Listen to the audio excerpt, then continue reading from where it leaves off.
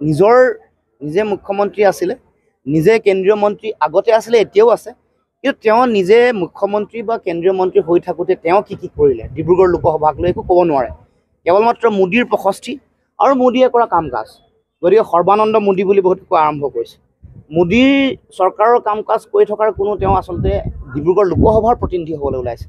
লোকসভাৰ মৌলিক বিষয়বোৰ যিবোৰ আছে, মূল বিষয়, ডিব্ৰুগড় লোকসভাত চুই যোৱা বান গৰাখহনীয়া, ডিব্ৰুগড় লোকসভা কেন্দ্ৰিক 6টা জনগোষ্ঠীৰ জনজাতিকৰণ, ডিব্ৰুগড় লোকসভাত থকা জনজাতিসকলৰ 6 শিডিউলৰ তেওঁলোকৰ অধিকাৰ, ডিব্ৰুগড় লোকসভাৰ অন্তৰ্গত যিটো নামৰূপ সাৰ কাৰখানাৰ 4ৰ্থ গোট স্থাপন কৰা, চাহ জনগোষ্ঠীয় মানুহৰ তেওঁলোকৰ অধিকাৰ বা তেওঁলোকৰ দিন মজুৰি বহুৱা 351 টকা দিম বুলি কৈছিলে, নিদিলে, বা মাটিৰ পট্টা দিয়াৰ কথা আছিলে, এইবোৰ যিবোৰ নকৰিলে, এই কথা বতৰাবোৰ তেওঁ এটাও কৰাৰ যিটো খতিয়ান দাঙি ধৰিব নোৱাৰে। আৰু কেৱল মাত্ৰ তেওঁ সেইকাৰণে মোদীৰ প্ৰশস্তিতে তেওঁৰ গোটেই নিৰ্বাচনী গোটেই প্ৰচাৰটো শেষ।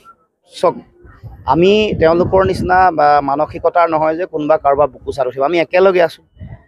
ভোট বিভাজন নিয়ন্ত্ৰণ কৰিবৰ কাৰণে, আমি বাধা দিবৰ কাৰণে আমি একেলগে যুঁজিছোঁ। আৰু আমি ৰাজহুৱাকৈ ক'বলৈ ভয় নকৰোঁ যে কংগ্ৰেছৰ আদৰ্শ আৰু বাওঁপন্থীৰ আদৰ্শৰ লগত আমাৰ আদৰ্শৰ মিল নাই। কিন্তু সময়ৰ আহ্বান, দেশৰ গণতন্ত্ৰ সংবিধান বচাব লাগে আৰু ভোট বিভাজন ৰোধ কৰিব লাগে। সেইকাৰণে আমি একেলগে যুঁজ দিছোঁ। আৰু তেওঁলোকে পাহৰিছে যে অসম আন্দোলনৰ প্ৰথমগৰাকী শ্বহীদক তেওঁলোকৰ আগৰ চৰকাৰ জনতা দল চৰকাৰ থাকোঁতে হত্যা কৰিছে, খগেশ্বৰ তালুকদাৰ। আৰু 79 চনটোত গোটেই তেওঁলোকৰ চৰকাৰে আছিল, বিজেপিৰ আগৰ চৰকাৰ, জনতা দলৰ চৰকাৰ। তেওঁলোকে 79ত সৰহভাগ যিসকল শ্বহীদ হৈছে তেওঁলোকে হত্যা কৰিছে।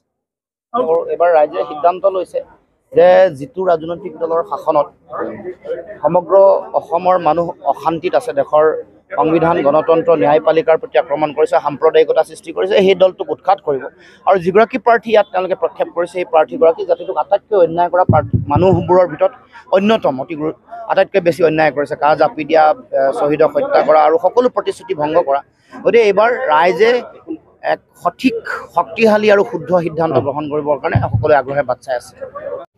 এইবাৰ এই যুঁজখনৰ কাৰণে এই কাৰ্যালয়টো যিখন অন্যায়ৰ বিৰুদ্ধে ন্যায় প্ৰতিষ্ঠাৰ যুঁজ, যিগৰাকী ব্যক্তিয়ে জাতিটোক আটাইতকৈ বেছি অন্যায় কৰিলে, যি ৰাজনৈতিক দলে জাতিটোৰ আটাইতকৈ বেছি ক্ষতি কৰিছে, যিটো ৰাজনৈতিক দলৰ তেওঁলোকৰ শাসনত দেশৰ গণতন্ত্ৰ, সংবিধান, ন্যায়পালিকা, স্বতন্ত্ৰ সাংবিধানিক অনুষ্ঠানসমূহ সংকটত পৰিছে, যি দলৰ শাসনত দেশৰ সাম্প্ৰদায়িকতা, মানুহৰ মাজত বিভাজন আৰু ঘৃণাৰ ৰাজনীতিয়ে মানুহৰ মাজত বিভাজন আৰু সংকীৰ্ণতা সৃষ্টি কৰিছে, সেই দলটোক ওপৰাবৰ কাৰণে, সেই যুঁজখনত জয়লাভ কৰিবৰ কাৰণে, সেই যুঁজৰ কাৰণে এই কাৰ্যালয় এটা অতি গুৰুত্বপূৰ্ণ আৰু শক্তিশালী চাউনি হিচাপে পৰিগণিত হ'ব। তাৰ কাৰণে মই সকলোকে শ্ৰদ্ধা শুভেচ্ছা জনাই মই মোৰ বক্তব্য সামৰণি মাৰিছোঁ। আৰু এই কাৰ্যালয় শুভ উদ্বোধন হ'ল বুলি মই ঘোষণা কৰিছোঁ। ধন্যবাদ। জয় অসম।